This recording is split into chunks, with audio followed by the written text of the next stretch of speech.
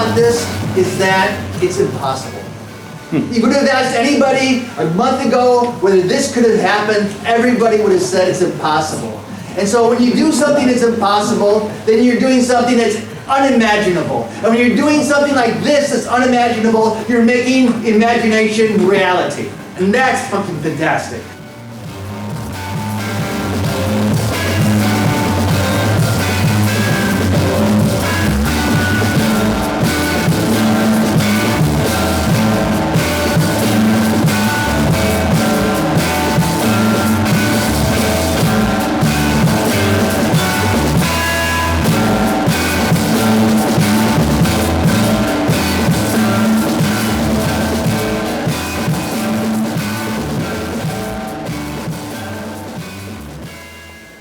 Dus je wil eigenlijk dat er een poster is waarop staat, ik ben ook in het Bungehuis of zoiets dergelijks?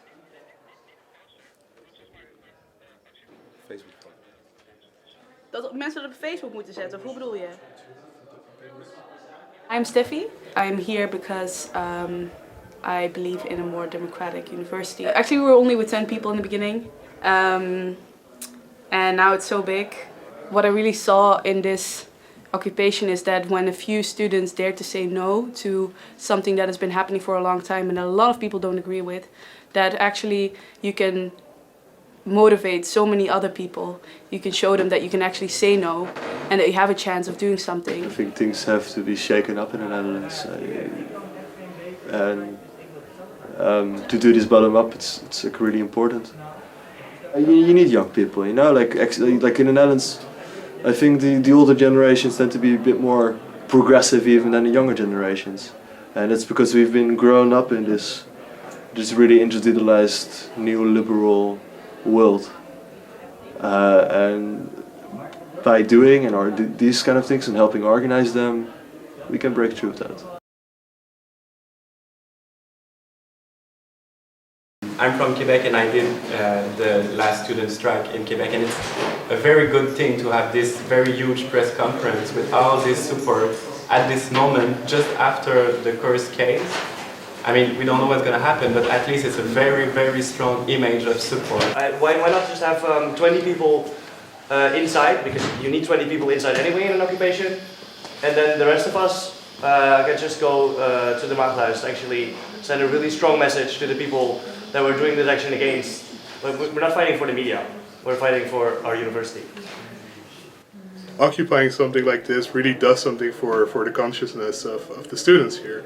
I really see people becoming much more active in the protest movement. What we're doing here is not some dirty squatting activity. I mean, we're really a bunch of idealists that think that the university could be much better than it actually is. One of the rooms that we use is the boardroom, with very expensive wood on the walls and these pictures of these white patriarchs, like these paintings of them looking at us, and yeah, it feels really subversive in a way, and really empowering that you can use a boardroom to have movie nights and to have general assemblies and to have nice dinners. And yeah, so I really like that about the building and the use of the room. It's the beauty of seeing a space transformed, a space which is normally just an institution, you know, functioning every day exactly the same, without question, without question, without question. Suddenly, these people have taken over and they're making posters and they're having these discussions. Discussions are happening everywhere, and they're just like taking the space and transforming it, redefining it. Absolutely fantastic. I think this situation is historical. What the people are busy with here is so crucial, so important. And this is the real learning experience. They're going to learn more here on these few days, organizing this situation, than they're ever going to learn in a classroom. I'm Roel van Duin. I'm the founder of the Provo movement in Amsterdam.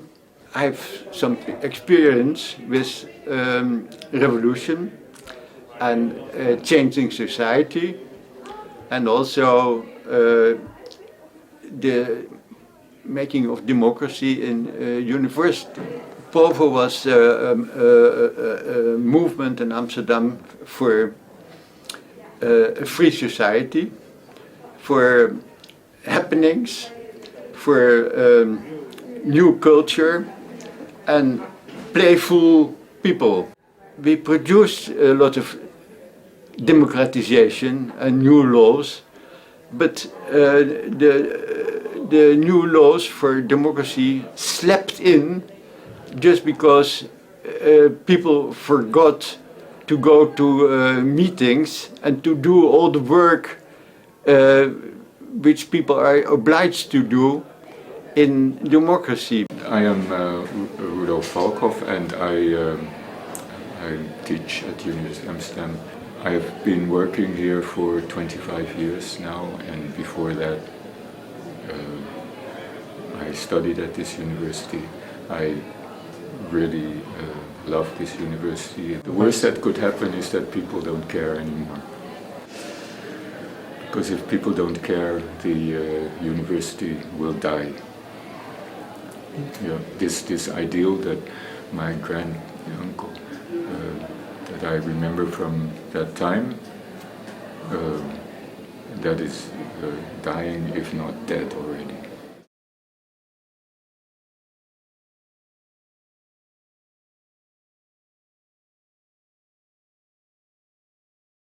We hebben dit gebouw nu bijna een week bezet.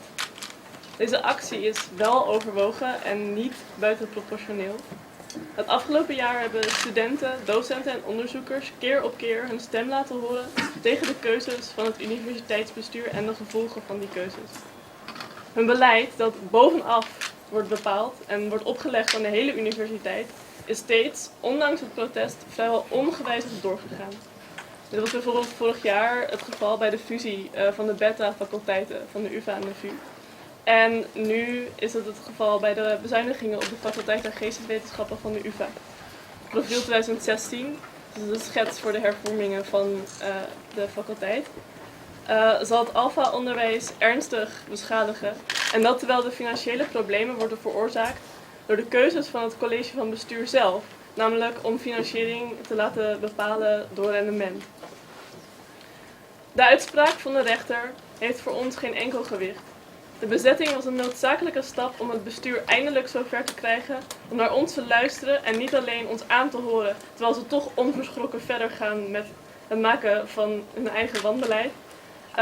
Ze moeten eindelijk datgene doen wat de academische gemeenschap wil en wat goed is voor het onderwijs en onderzoek. Maar in plaats van op te komen voor de academie, gedraagt het bestuur zich als een commercieel bedrijf dat alleen maar haar eigen zakken wil vullen met geld. In plaats van eindelijk te luisteren naar haar studenten en medewerkers. Oh my god. Jezus. Geen paniek.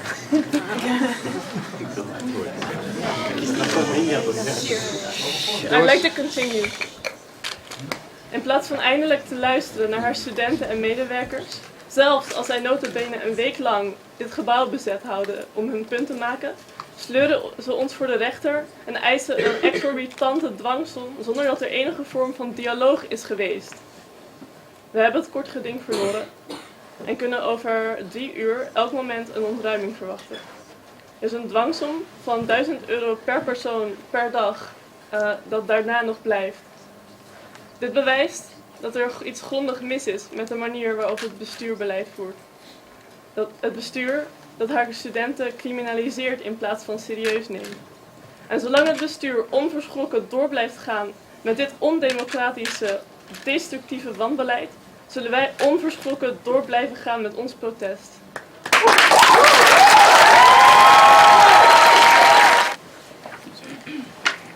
Fijn dat u hier bent vandaag. Ik zal een verklaring afleggen. Al 25 jaar moet ik als UvA-docent aanzien hoe het academisch onderwijs door de perverse prikkels van de outputfinanciering uitgehold wordt. Telkens als ik daartegen protesteerde, kreeg ik van mijn leidinggevenden te horen dat zij het in principe eens waren met mij, maar dat ik de regels dan maar creatief moest toepassen. Zo schoven zij de verantwoordelijkheid voor de oplossing van de werkelijke problemen door naar de werkvloer. Om aan de eisen van de outputfinanciering te voldoen, worden grote marketingcampagnes gevoerd waarin een aanstaande studenten grootse beloften worden gedaan. Het bestuur verlangt vervolgens van docenten dat zij met steeds minder middelen deze behoeften waarmaken. Ook hier ontloopt het bestuur zijn verantwoordelijkheden. Na elke majeure reorganisatie ontworpen om het rendement te verhogen, daalde het rendement. De major-minor, de bachelor-master, de plan studiesucces, 884. En ik beloof u, want ik heb bij al die andere reorganisaties gelijk gehad, het zal met profiel 2016 niet anders gaan. Ook hier schuiven de bestuurders.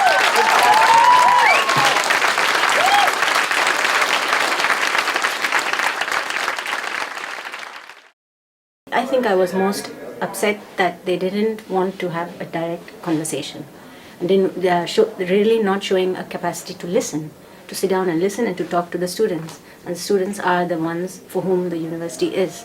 And if this basic will is not there to sit down with students and talk to them and listen to what they have to say, then all other stuff is just pacification. Yes, we want to add alternative visions, but we need some time and space, some moment of interruption to develop these visions. Because we don't want to go on in these logics of policy making that the College van Bestuur forces us to follow. Every year there's some small reform or something which you hear in a memo which comes shortly before the summer, and then facts are made. And this is how they speak about us. They want to keep human capital moving. Yeah.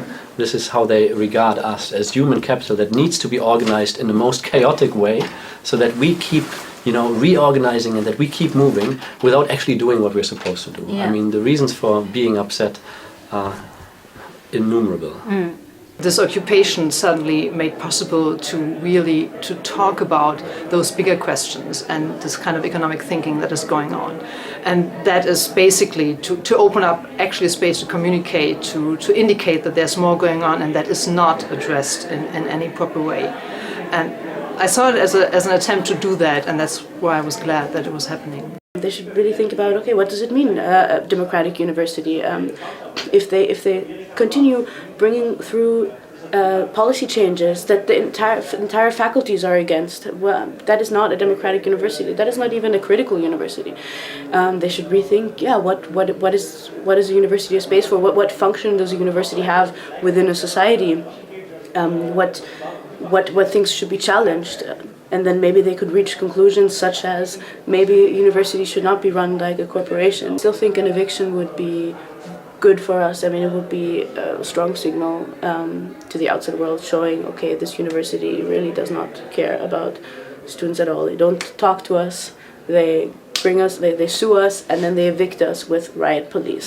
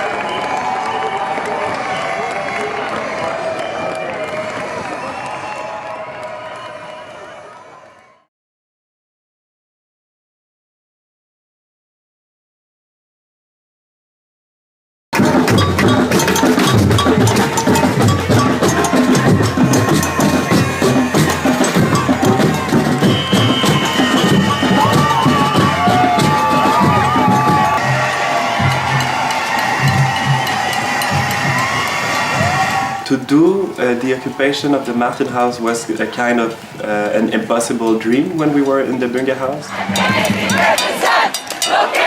I remember it was just when people were starting to go home that people at some point got onto the stairs in front of the Maagdenhuis. I never really thought that they would get in because there was this whole story about the Maagdenhuis. It's like this untakeable fortress. So it was something that no one plans, and it was just in a burst of spontaneity. And then only 5 minutes later people were inside, and there was this whole group that sort of forced the door open.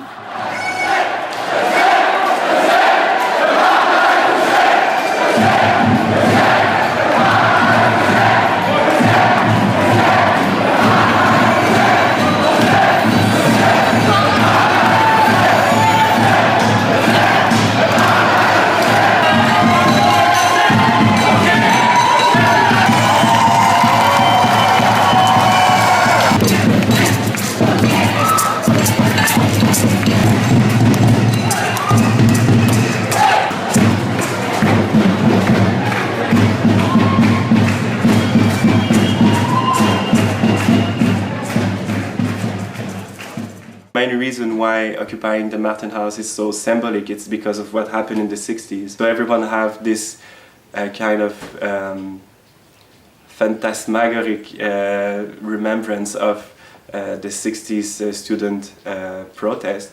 But it's also still the administrative building of the UFAF, so there is probably, we hope, an effectiveness if we occupy this building and we disrupt probably the normal activities there. I remember the very first meeting, there were about 300-400 teachers, and that's when I first thought, well, this is a serious thing. They're on a no-talking basis with us now, but I imagine now that we've taken their homes, they'll have to start talking to us soon. So yeah, that's I guess about the situation. Maybe some house rules though, because this is something different than the Spinhuis or than the Bungehuis even. It is even more so a working space. You can see all these documents lying around. Please do not touch them. Leave them as is.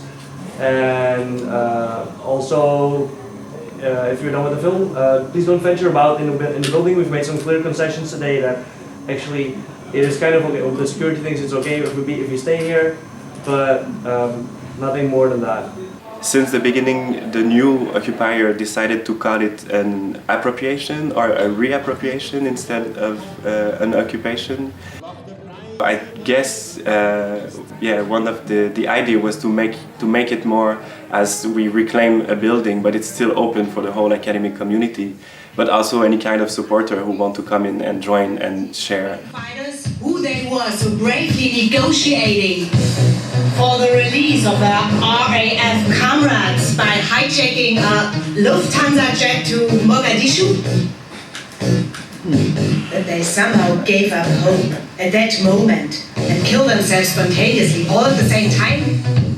The authority. I really like that idea that it was different from the Bungehuis in that sense. With the Bungehuis you had to climb in to the window and it was more of an occupation and front door was blocked, and Maagdenhuis was just open to everyone.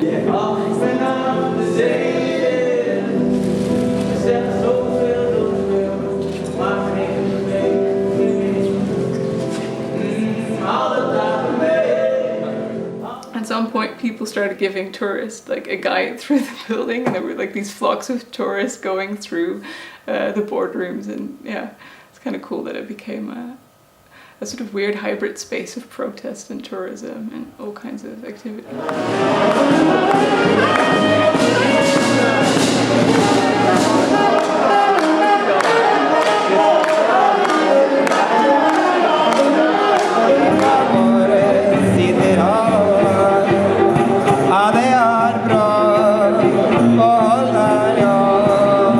For all the duration of the Maagdenhuis, we really saw the new university becoming a new form, taking its shape actually in the occupation. From the very first day, we had the lecture program on, so we emailed professors. We had a pretty full lecture program. There were 3-4 different locations at some point, so it was almost like a festival where you have these schedules, and having to coordinate that with well, just a few people was pretty crazy, but also a lot of fun.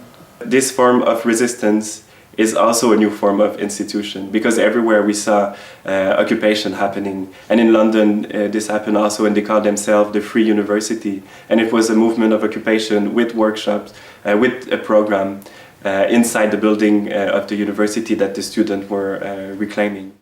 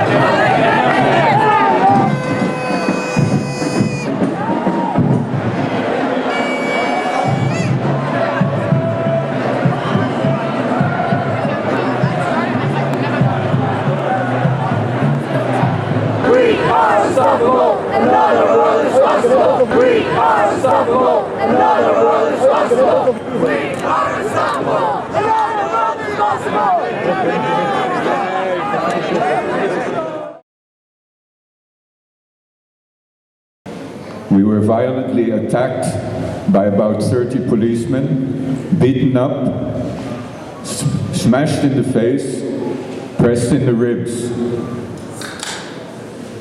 They swept the street clean, and now we're here back.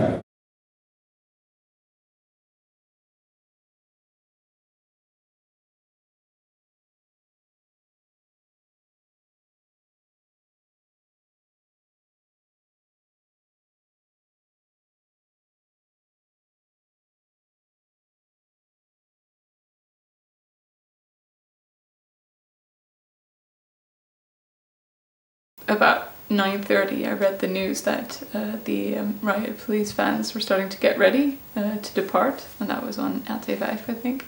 So I rushed to the Maagdenhuis, and I already couldn't get through to the steps into the building, which I felt really horrible about, because I just wanted to be there, just to support people.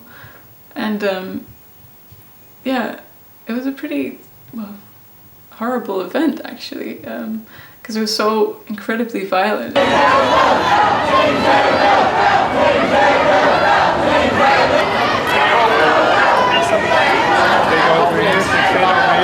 come again, okay? Shame on you! Shame on you! That's disgusting! Shame on you! Ik ben aan de universiteit. Perfectly well, they're leaving on Monday. En we zien een huilende collega.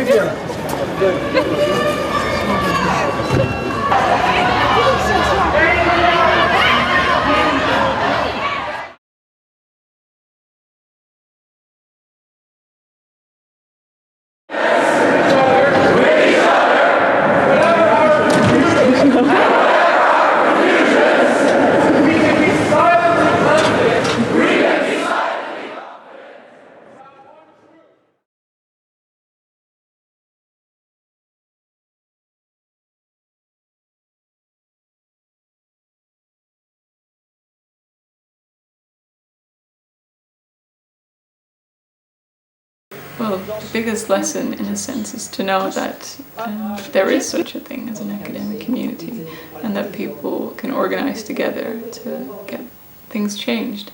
And that feeling, I think, was absent before the Maagdenhuis. It is possible to create those new space where we live in community and where we face problems that are made invisible in our everyday life. Because the occupation was both a sort of symbolic and a political and a cultural event all at the same time. So I think there's like a cultural effect. These days when people hear about the new plans and they hear about budget cuts, they actually ask to see the budget. They want to see where the deficits come from. They're more assertive about that. I think there's multiple outcomes of the Maagdenhuis. For sure, luckily in the UvA community, I think it was a kind of it's an electroshock for the whole academic community now. for some students also to see that they can do action and they can have an effect on the authorities, or they can, and it takes time to really have an effect, but at least you can try to empower yourself and to mobilize people. And then when you are a group and when you regroup yourself with people, now you don't fear the repression, and now you become a new force and in the balance against the power.